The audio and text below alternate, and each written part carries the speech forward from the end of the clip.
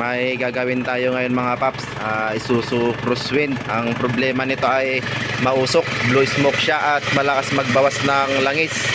So i-check natin dito sa kanyang dipstick, wala naman siyang talsik o usok. So ibig sabihin wala siyang blow by, walang tama yung kanyang piston ring. So goods yung kanyang piston ring. So ang findings natin dito ay valve seal. Magpapalit tayo ngayon ng valve seal mga paps. Bali dudukutin na lang natin para hindi na tayo magpalit ng cylinder head gasket. At kung mapapansin nyo yung kanyang usok sa likod, so ayan, tignan nyo lang mga paps. Ayun, blue smoke siya.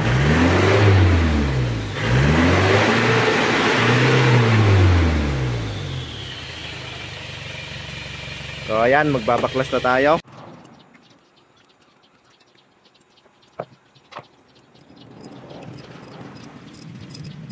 Lalagay tayo ng takip sa mga butas papasok sa makina para kahit na mahulog natin yung valve lock ay hindi diretso sa loob ng makina.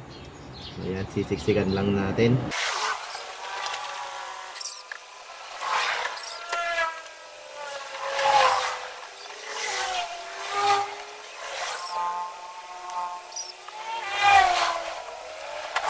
So bale yan na nga mga paps, natanggal na natin yung kanyang valve spring ng 1 at 4 kasi siya yung nakatap yung piston. So ayan, nakatap yung kanyang piston para hindi mahulog tong valvula.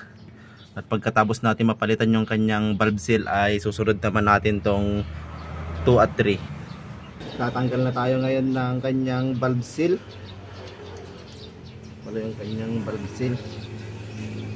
Ito mga paps, yan, pudpud na yung kanyang valve seal at sobrang tigas, malutong na, hindi na napipisel. So ibig sabihin malutong na yung kanyang rubber, hindi niya na ma-hold yung langis, kaya pumapasok natin sa kanyang valve stem at pumapasok sa combustion chamber yung langis, kaya nag-uubos siya ng langis. Naitap na natin itong 2 at 3. Magtatanggal na tayo ngayon ng valve lock. So ganito lang ang magtanggal ng valve lock mga paps kung wala kayong kasama. So, lalagay nyo lang dyan, lalagyan nyo ng kalso. Ayan.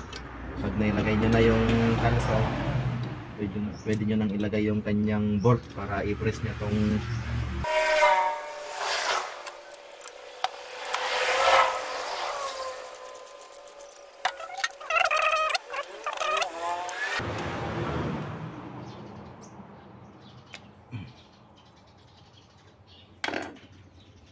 So ito mga paps, sobrang lutong ng kanyang valve seal. Ayan mga paps, napalitan na natin yung mga valve seal ng 2 at 3 bago na. Nagkakabit na tayo ngayon ng valve spring at valve lock. So, ganito lang yung pagkakabit natin mga paps kapag wala tayong kasama. Lalagyan lang natin ng kalso dito, tapos dyan. Yan, tapos pwede na natin ilagay yung kanyang bolt.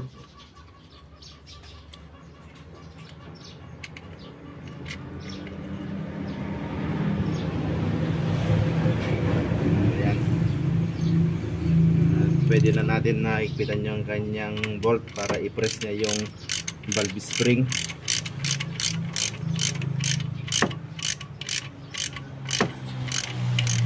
Ayan mga paps, kapag na-press na ganyan, pwede na natin ilagay itong kanyang valve lock. So ganun lang.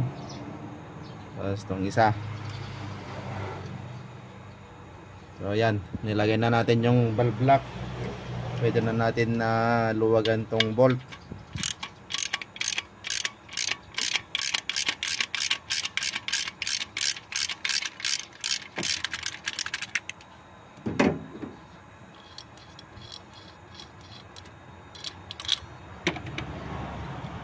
So bada yan, okay na, naikabit na. Yan mga paps, tapos na natin na mapalitan yung kanyang valve seal. Pinar na natin to ng mga 20 minutes para makita natin kung mausok pa. I-check muna natin yung kanyang blow by. So O wala siyang blow by mga paps, ibig sabihin goods na goods yung kanyang makina. I-check naman natin ngayon yung usok kasi makapal kanina yung kanyang usok. Dito tayo sa tambutso. Sige, bomba.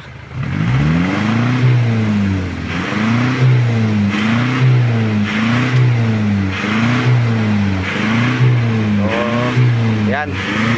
Okay na mga paps, hindi na makapal yung kanyang usok. O ganun lang mga paps.